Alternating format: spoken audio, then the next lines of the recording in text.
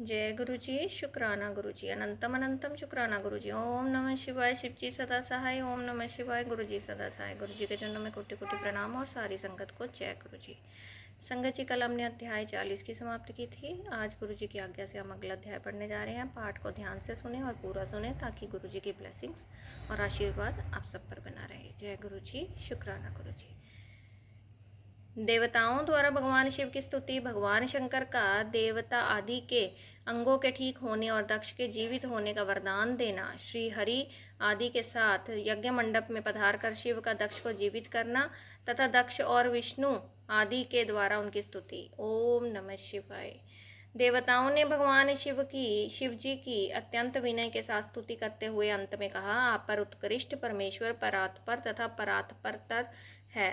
आप सर्वव्यापी विश्व मूर्ति महेश्वर को नमस्कार है। आप विष्णु कलत्र, विष्णु क्षेत्र, भानु, भैरव, शरणागत, वत्सल, त्र्यंबक तथा विहरणशील हैं। आप मृत्युंजय हैं। शोक भी आपका ही रूप है। आप त्रिगुण एवं गुरुआत्मा हैं। चंद्रमा, सूर्य और अग्नि आपके नेत्र हैं। आप सबके कारण तथा धर्म मर्यादा स्वरूप हैं। आपको नमस्कार है। आपने अपने ही तेज से संपूर्ण जगत को व्याप्त कर रखा है। आप निर्विकार प्रकाश पूर्ण चित्तानंदन स्वरूप पर ब्रह्म परमात्मा है। परमेश्वर ब्रह्मा, विष्णु, इंद्र और चंद्र आदि समस्त देवता तथा मुनि आपसे ही उत्पन्न हुए हैं। चूंकि आप अपने शरीर को 8 भागों से विभक्त करके समस्त संसार का पोषण करते हैं, इसलिए अष्टमूर्ति कहलाते हैं। आप ही सबके आदि कारण करुणामयेश्वर हैं। आपके भय से ये वायु चलती है। आपके भय से अग्नि जलाने का काम करती है। आपके भय से सूर्य तपता है और आपके ही भय से मृत्यु सब और दौड़ती फिरती है। दया सिंधु महेशान परमेश्वर प्रसन्न होइए। हम नष्ट और अचेत हो रहे हैं, अतः सदा ही हमारी रक्षा कीजिए, रक्षा कीजिए नाथ करुणानिधे शंभु। आपने अब तक नाना प्रकार की आपत्तियों से जिस तरह हमें सदा सुरक्षित रखा है, उसी तरह आज भी आप हमारी रक्षा कीजिए नाथ दुर्गेश। आप शीघ्र कृपा करके इस अपूर्ण यज्ञ का और प्रजापति दक्ष का भी उद्धार कीजिए। भक्त को अपनी आंखें मिल जाएं, यजमान दक्ष जीवित हो जाएं, पूषा के दांत जम जाएं और भृगु की दाढ़ी मूछ पहले जैसी हो जाए। शंकर आयुधों और पत्थरों की वर्षा से जिनके अंग भंग हो गए हैं, उन देवता आदि पर आप सर्वथा अनुग्रह करें, जिससे उन्हें पूर्णता आरोग्य लाभ हो नाथ।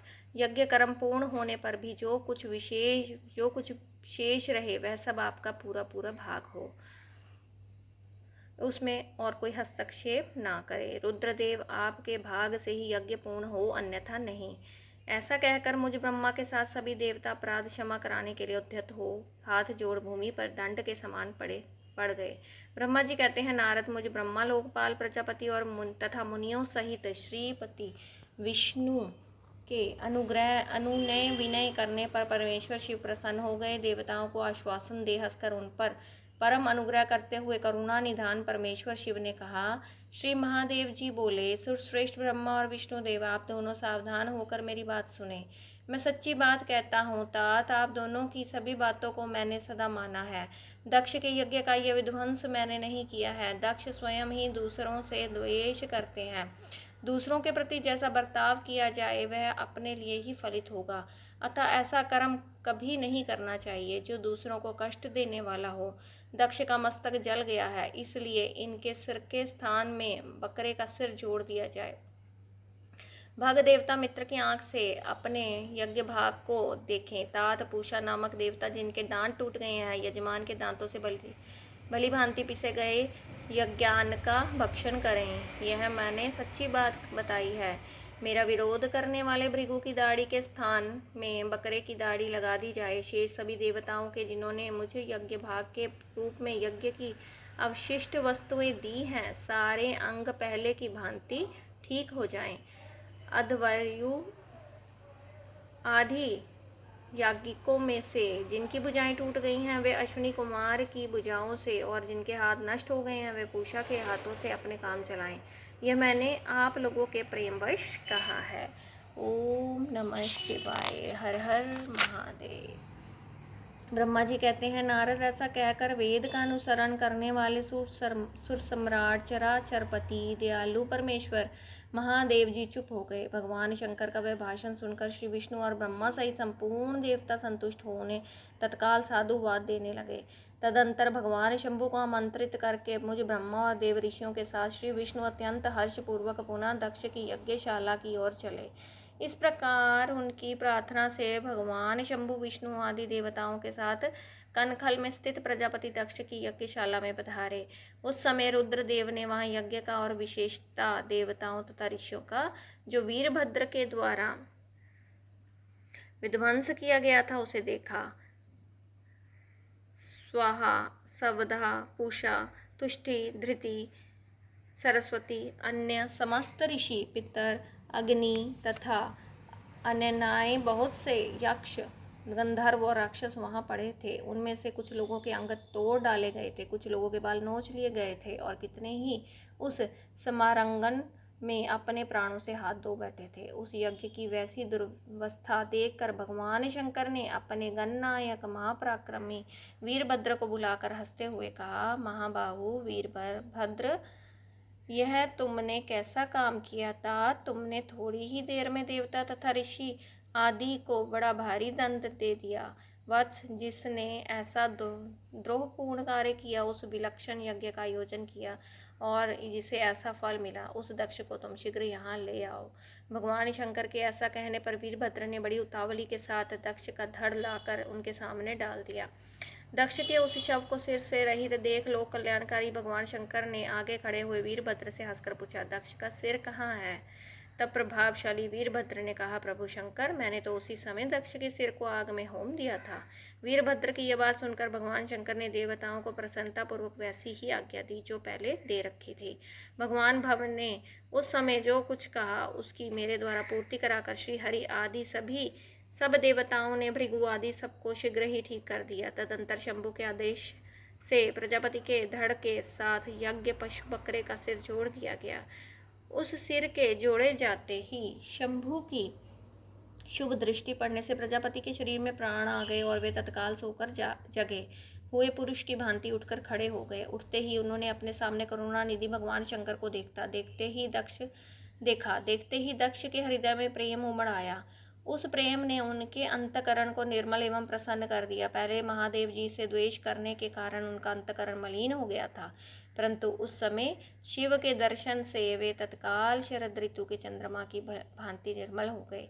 उनके मन में भगवान शिव की स्तुति करने का विचार उत्पन्न हुआ, परंतु वे अनुरागातिक्य के कारण तथा अपनी मरी हुई पुत्री का स्मरण करके व्याकुल हो जाने के कारण तत्काल उनका स्तवन ना कर सके। थोड़ी देर बाद मन स्थिर होने पर दक्ष ने लज्जित हो लोक शंकर शिव शंकर को प्रणाम किया और उनकी स्तुति आरंभ की। उन्होंने भगवान शंकर की महिमा गाते हुए बारंबार उन्हें प्रणाम किया। फिर अंत में कहा, परमेश्वर, आपने ब्रह्मा होकर सबसे पहले आत्म तत्व का ज्ञान प्राप्त करने के लिए अपने मुख से विद्या, तप और व्रत धारण करने वाले ब्राह्मणों को उत्पन्न किया था। जैसे ग्वाला लाठी लेकर गौओं की रक्षा करता है, उसी प्रकार मर्यादा का पालन करने वाले आप महेश्वर दंड धारण किए उन साधु ब्राह्मणों को की भी सभी विपत्तियों से रक्षा करते हैं। मैंने दुर्वचन रूपी बाणों से आप परमेश्वर को बींध डाला था, फिर भी आप मुझ पर अनुग्रह करने के लिए यहाँ आ गए। अब मेरी ही तरह अत्यंत दैन्यपूर्ण आशा वाले इन देवताओं पर भी कृपा कीजिए। भक्त वत्सल दीन बंधु शंभु, मुझ में आपको प्रसन्न करने के लिए कोई गुण नहीं है। आप षड्विध ऐश्वर्य से संपन्न परात्पर परमात्मा हैं, अतः आपने ही बहुमूल्य उदारता पूर्ण वर्ताव से मुझ पर संतुष्ट हो। ब्रह्मा जी कहते हैं, नारद, इस प्रकार लोक कल्याणकारी महाप्रभु महेश्वर शंकर की स्तुति करके विनीत चित्त प्रजापति दक्ष चुप हो गए। तदंतर श्री विष्णु ने हाथ जोड़ भगवान वृषध्वज को प्रणाम करके प्रसन्नता पूर्वक हृदय और वाष्पगदगद वाणी द्वारा उनकी स्तुति प्रारंभ की। ओम नमः शिवाय। तदंतर मैंने कहा, देव देव महादेव करुणा सागर प्रभु, आप स्वतंत्र परमात्मा हैं, अद्वितीय एवं अविनाशी परमेश्वर हैं। देव ईश्वर, आपने मेरे पुत्र पर अनुग्रह किया। आपने अपने अपमान की ओर कुछ भी ध्यान ना देकर दक्ष के यज्ञ का उद्धार कीजिए। देवेश्वर, आप प्रसन्न होइए और समस्त शापों को दूर कीजिए। आप सज्ञान हैं, अतः आप ही मुझे कर्तव्य की ओर प्रेरित करने वाले हैं और आप ही अकर्तव्य से रोकने वाले हैं। महामुनि, इस प्रकार परम महेश्वर की स्तुति करके मैं दोनों हाथ जोड़ मस्तक झुकाकर खड़ा हो गया। तब सुंदर विचार रखने वाले इंद्र आदि देवता और लोकपाल शंकर देव की स्तुति करने लगे। उस समय भगवान शंकर का मुखारविंद प्रसन्नता से ओम नमः शिवाय। हर हर महादेव। खिल उठा था। इसके बाद प्रसन्नचित हुए समस्त देवताओं, दूसरे दूसरे सिद्धों, ऋषियों तथा प्रजापतियों ने भी शंकर जी का सहर्ष स्तवन किया। इसके अतिरिक्त उपदेवों, नागों, सदस्यों तथा ब्राह्मणों ने पृथक पृथक प्रणाम पूर्वक बड़े भक्ति भाव से उनकी स्तुति की। ओम नमः शिवाय। हर हर महादेव। संगत जी, यहाँ अध्याय 41 और 42 की समाप्ति होती है। चलिए गुरु जी से आगे ले लेते हैं। ओम नमः शिवाय। शिव जी सदा सहाय। ओम नमः शिवाय। मेरे गुरु जी सदा सहाय। जय गुरु जी। शुक्राना गुरु जी। अनंतम अनंतम शुक्राना। हर हर महादेव। हर हर महादेव। जय गुरु जी। संगत जी, जय गुरु जी।